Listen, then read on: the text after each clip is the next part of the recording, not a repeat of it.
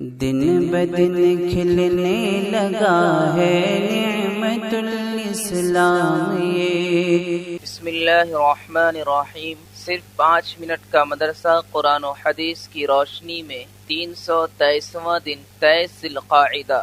Number 1، اسلامی تاریخ۔ فن حدیث میں امام ابو حنیفہ رحمۃ اللہ علیہ کا مقام۔ امام اعظم ابو حنیفہ رحمۃ اللہ علیہ نے بڑے ہو کر علم حاصل کرنے کی طرف توجہ فرمائی۔ کوفہ کے بڑے اساتذہ اور ائمہ فن سے علم حاصل کیا، یہاں تک کہ تمام علوم میں مہارت حاصل کر لی۔ فقہاء و محدثین کی ایک بڑی جماعت ان کی مہارت اور ان کے کمال کا اعتراف کیا کرتی تھی۔ احادیث کے حافظ تھے۔ جب کوفہ کے مشہور محدثوں سے حدیثیں پڑھ لی تو پھر مکہ مکرمہ اور مدینہ منورہ کا سفر کیا اور وہاں کے اساتذہ سے علم حدیث حاصل کیا۔ انہوں نے بے شمار محدثین کرام سے علم حدیث حاصل کیا۔ علامہ ذہبی رحمۃ اللہ علیہ فرماتے تھے، امام ابو حنیفہ رحمۃ اللہ علیہ حدیث کے ماہر تھے۔ ان کا شمار حفاظ حدیث میں ہوتا تھا۔ احادیث کے باب میں بھی امام ابو حنیفہ رحمۃ اللہ علیہ نے نمایاں کارنامہ انجام دیا ہے۔ پہلے ساری حدیثیں مختلف جگہ پھیلی ہوئی تھی اور ہزاروں جھوٹی حدیثیں حضور صلی اللہ علیہ وسلم کی طرف منسوب ہو گئی تھی۔ سب سے پہلے امام ابو حنیفہ رحمۃ اللہ علیہ نے ہی احادیث بیان کرنے کے شرائط بیان کیے اور احادیث کے مراتب متعین کیے۔ راویوں کے حالات اور ان کی حیثیت سے وہ خوب اچھی طرح واقف تھے۔ اسی وجہ سے امام ابو یوسف رحمۃ اللہ علیہ فرماتے تھے کہ امام ابو حنیفہ رحمۃ اللہ علیہ مجھ سے زیادہ صحیح حدیثوں کو جاننے والے ہیں۔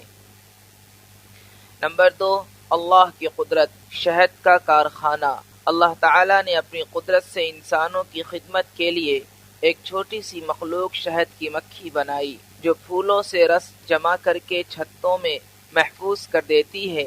اللہ تعالیٰ نے اس چھوٹی سی مکھی کو کیسا ہنر دے رکھا ہے کہ وہ اپنے رہنے کے لیے جو چھتا بناتی ہے اس میں چھوٹے چھوٹے خانے ہوتے ہیں اور ہر خانے میں 6 کونے ہوتے ہیں جو سارے کے سارے ایک ہی سائز کے ہوتے ہیں، اور وہ پھولوں کے رس لا کر انہی خانوں میں جمع کرتی ہے۔ ذرا غور کیجئے کہ اللہ تعالیٰ نے ہمارے لیے خالص شہد پیدا کرنے کے لیے کتنا اچھا انتظام کیا ہے۔ یقیناً وہ بڑی قدرت والا ہے۔ نمبر 3، ایک فرض کے بارے میں۔ غسل کے لیے تیمم کرنا۔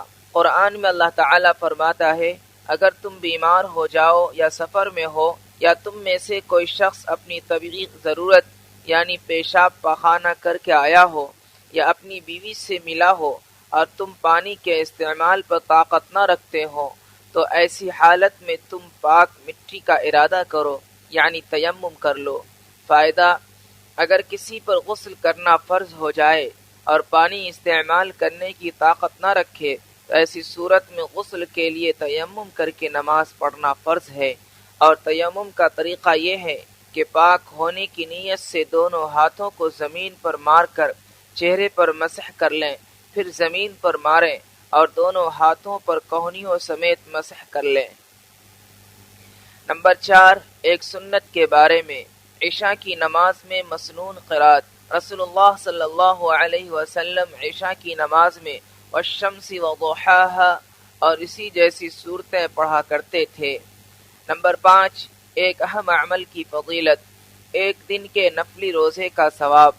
رسول اللہ صلی اللہ علیہ وسلم نے فرمایا، اگر کوئی شخص اللہ کے واسطے ایک دن کا نفلی روزہ رکھے اور اس کے بدلے میں اس کو ساری زمین بھر کا سونا روزانہ دیا جائے تو قیامت کے دن تک بھی اس روزے کے ثواب کا بدلہ ادا نہیں ہو سکتا۔ نمبر 6، ایک گناہ کے بارے میں۔ امام سے پہلے سر اٹھانا۔ رسول اللہ صلی اللہ علیہ وسلم نے فرمایا، کیا وہ شخص جو امام سے پہلے اپنے سر کو اٹھاتا ہے اس بات سے نہیں ڈرتا اللہ تعالیٰ اس کے سر کو گدھے کا سر بنا دے گا یا اس کی شکل گدھے جیسی بنا دے گا۔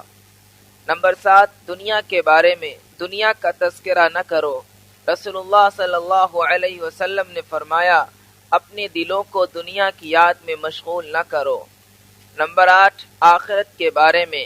قیامت کے دن لوگوں کی حالت۔ قرآن میں اللہ تعالیٰ فرماتا ہے، جس دن تمام جاندار اور فرشتے صف باندھ کر کھڑے ہوں گے، اس روز کوئی کلام نہ کر سکے گا، البتہ جس کو خدا رحمان یعنی اللہ تعالی بات کرنے کی اجازت دے دے اور وہ بات بھی ٹھیک ہی کہے گا، اس دن کا آنا یقینی ہے۔ جو شخص چاہے اپنے رب کے پاس ٹھکانہ بنا لے۔ نمبر 9، طب نبوی سے علاج، جوڑوں کے درد کا علاج۔ رسول اللہ صلی اللہ علیہ وسلم نے فرمایا، انجیر کھاؤ، پھر اس کی اہمیت بتاتے ہوئے ارشاد فرمایا، اگر میں کہتا کہ جنت سے کوئی پھل اترا ہے تو یہی ہے، کیونکہ جنت کے پھلوں میں گٹھلی نہیں ہے اور انجیر کا یہی حال ہے، لہذا اسے کھاؤ، اس لیے کہ یہ بواسیر کو ختم کرتا ہے اور جوڑوں کے درد میں مفید ہے۔ نمبر 10، قرآن کی نصیحت۔ قرآن میں اللہ تعالیٰ فرماتا ہے، تمہارے رب نے فرمایا ہے کہ مجھ سے دعا مانگو، میں تمہاری دعا قبول کروں گا۔ بلا شبہ جو لوگ میری عبادت کرنے سے تکبر کرتے ہیں وہ عنقریب ذلیل ہو کر جہنم میں داخل ہوں گے۔